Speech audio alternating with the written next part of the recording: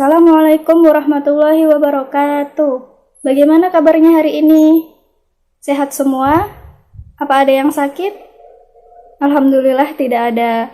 Sekarang sebelum mulai belajar, mari kita berdoa bersama-sama agar diberi keberkahan oleh Allah. Berdoa dimulai. Bismillahirrahmanirrahim. Raditu billahi rabba wa bil islami dina wa bi Muhammadin nabiyya wa rasula. Rabbi zidni ilma warzuqni fahma. Amin.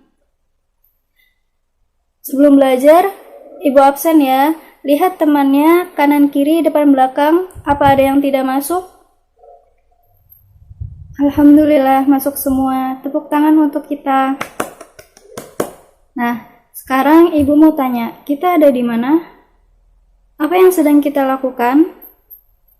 Betul, sekarang kita ada di sekolah untuk menuntut ilmu. Sebelum menuntut ilmu, ada sesuatu yang harus kita atur, yaitu niat dan semangat. Dengan begitu, kita dapat menuntut ilmu dengan baik. Siapa di sini yang sudah semangat untuk belajar? Yang belum semangat? Ada yang belum semangat?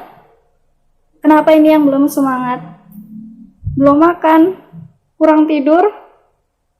Sebelum berangkat sekolah, pastikan kalian untuk sarapan, karena itu salah satu sumber energi bagi tubuh kita, sehingga kita dapat menjalani aktivitas dengan baik. Kemudian, jangan tidur terlalu malam. Itu juga dapat mengganggu konsentrasi saat beraktivitas. Bagi yang sudah semangat maupun yang belum semangat untuk belajar, Ibu harap kalian bisa mendengarkan materi hari ini dengan baik. Apa yang akan kita pelajari? Ada yang tahu? Hari ini kita akan mempelajari surat Al-Mujadalah ayat 11 yang bertujuan agar kita dapat membaca surat Al-Mujadalah ayat 11 dengan tartil, dapat mengartikan dengan benar, dan mengetahui isi kandungan surat Al-Mujadalah ayat 11. Dan yang paling penting adalah kalian bisa memiliki semangat untuk menuntut ilmu. Sekarang kalian Ibu bagi kelompok ya. Baris pertama, kelompok pertama, baris kedua, kelompok kedua, baris ketiga, kelompok ketiga, dan baris keempat, kelompok keempat. Tujuan dibuatnya kelompok ini untuk kalian melakukan diskusi setelah Ibu menerangkan materi, lalu mempresentasikan hasilnya di depan kelas. Kemarin, kalian sudah membaca dan meresum tentang isi kandungan surat Al-Mujadalah ayat 11 kan? Ibu harap kalian sudah memahami materi tersebut meskipun sedikit. Mari kita baca surat Al-Mujadalah ayat 11 bersama-sama, dibuka Al-Qur'annya. Yang tidak membawa boleh meminta temannya untuk berbagi. Mari kita mulai. A'udzu billahi minasyaitonir rajim. Bismillahirrahmanirrahim. Ya ayyuhalladzina amanu idza qila lakum tafassahu fil majalisi fafsahu yafsahillahu lakum. وَإِذَا قِيلَ انشُزُوا فَانشُزُوا يَرْفَعِ اللَّهُ الَّذِينَ آمَنُوا مِنكُمْ وَالَّذِينَ أُوتُوا الْعِلْمَ دَرَجَاتٍ وَاللَّهُ بِمَا تَعْمَلُونَ خَبِيرٌ. Artinya, wahai orang-orang yang beriman, apabila dikatakan kepadamu, berilah kelapangan di dalam majelis-majelis, maka lapangkanlah. Niscaya Allah akan memberi kelapangan untukmu. Dan apabila dikatakan berdirilah kamu, maka berdirilah. Niscaya Allah akan mengangkat derajat orang-orang yang beriman di antaramu dan orang-orang yang diberi ilmu beberapa derajat.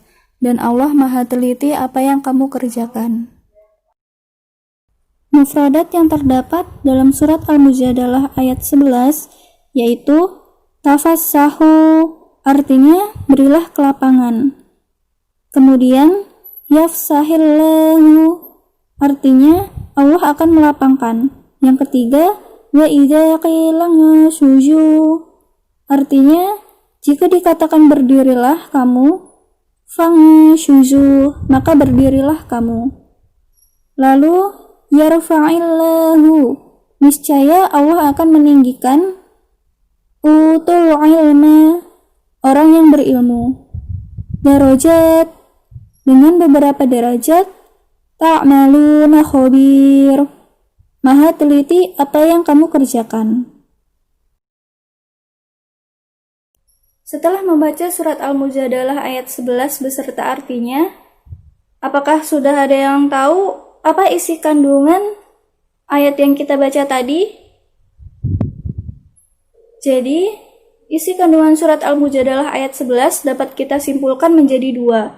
Yang pertama, adab untuk menuntut ilmu. Yang kedua, keutamaan orang yang menuntut ilmu.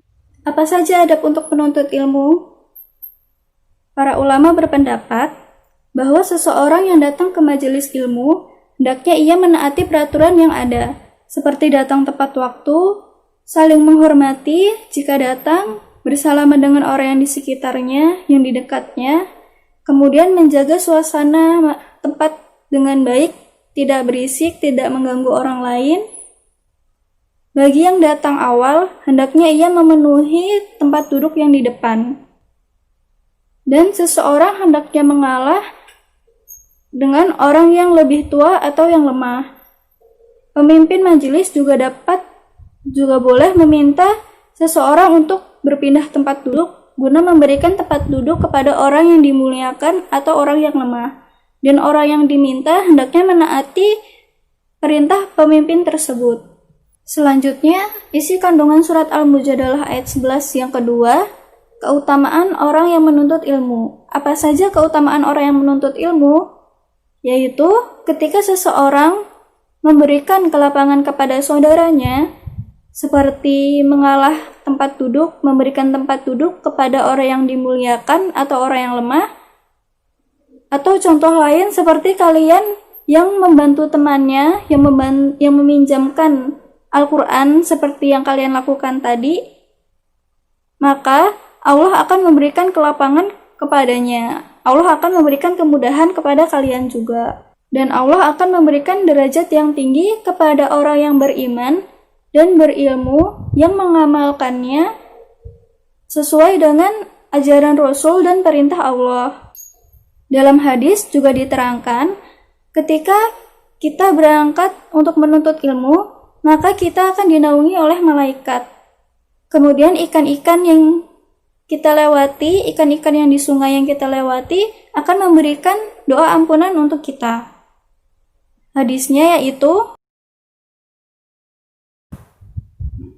dari Abu Umamah Al-Bahili radhiyallahu anhu bahwa Rasulullah shallallahu alaihi wasallam bersabda, "Innallaha wa malaikah wa ahlas samawat wal ardh hatta namlata fi juhriha wa hatta al-hut la yusalluna ala mu'allamin nasil khair."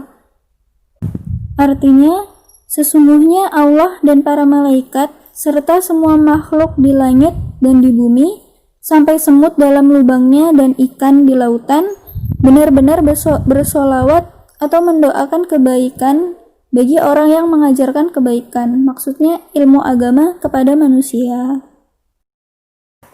Dalam hadis lain, wa innal malaikah latad'u ujaniyahataha riyadhan li talibil ilm. Artinya, sesungguhnya malaikat meletakkan sayapnya sebagai tanda ridho pada penuntut ilmu. Hadis riwayat Abu Daud. Contoh hadis yang lain, An Abi Darda radhiyallahu anhu, qala Rasulullah sallallahu alaihi wasallam, man salaka tariqan yaltamisu fihi ilma sahalallahu lahu tariqan ilal jannah wa innal malaikata latad'u ajnihataha riyadhan li talibil ilm. Hadis riwayat Ibnu Majah. Artinya, dari Abi Darda berkata, saya mendengar Rasulullah Shallallahu Alaihi Wasallam bersabda, bagi siapa yang menempuh jalan untuk menuntut ilmu, maka Allah akan memudahkan jalannya ke surga. Sesungguhnya, para malaikat meletakkan sayapnya maksudnya memayungkan sayapnya kepada penuntut ilmu karena senang dengan yang ia tuntut. Imam Al-Ghazali berkata, "Bantinglah otak untuk mencari ilmu sebanyak-banyaknya, guna mencari rahasia besar yang terkandung di dalam benda besar yang bernama dunia ini. Tetapi, pasanglah pelita dalam hati sanubari, yaitu pelita kehidupan jiwa." Mantan Presiden Afrika Selatan, yaitu Nelson Mandela, pernah berkata, "Pendidikan adalah senjata paling mematikan di dunia, karena dengan itu Anda dapat mengubah dunia." Sekarang sudah tahu kan keutamaan orang yang menuntut ilmu? Insya Allah yang belum semangat, udah semangat kan? Masih belum? Mari kita dengarkan penjelasan selanjutnya, yaitu tentang hikmah orang yang menuntut ilmu. Hikmah yang pertama, dapat membedakan hal yang benar dan yang salah. Yang kedua, meninggikan derajat manusia. Salah satu contohnya yaitu presiden. Pak Presiden memiliki ilmu yang banyak sehingga ia bisa memimpin negara ini dengan baik, sehingga dia disegani oleh masyarakat. Yang ketiga, meraih kebahagiaan di dunia dan di akhirat. Yang keempat, dimudahkan dalam hidupnya. Dan yang kelima, mendapatkan amal jariah. Contohnya, ketika kalian mengajarkan teman kalian membaca Al-Quran, atau seperti yang tadi kalian lakukan, meminjamkan mushaf Al-Qurannya kepada teman yang tidak membawa. Ketika teman kalian membaca Al-Quran yang kalian pinjamkan, maka kalian juga akan mendapatkan pahala teman tersebut tanpa mengurangi pahalanya. Sampai di sini ada pertanyaan?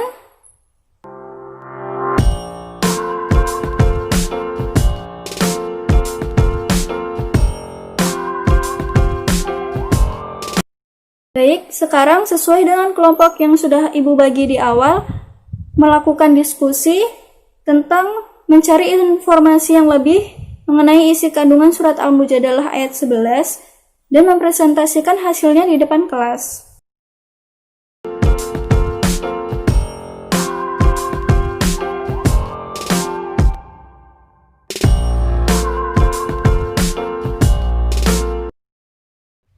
Setelah mengetahui isi kandungan surat Al-Mujadalah ayat 11 mengenai keutamaan orang yang menuntut ilmu, serta melakukan diskusi, apakah masih ada yang belum semangat untuk menuntut ilmu?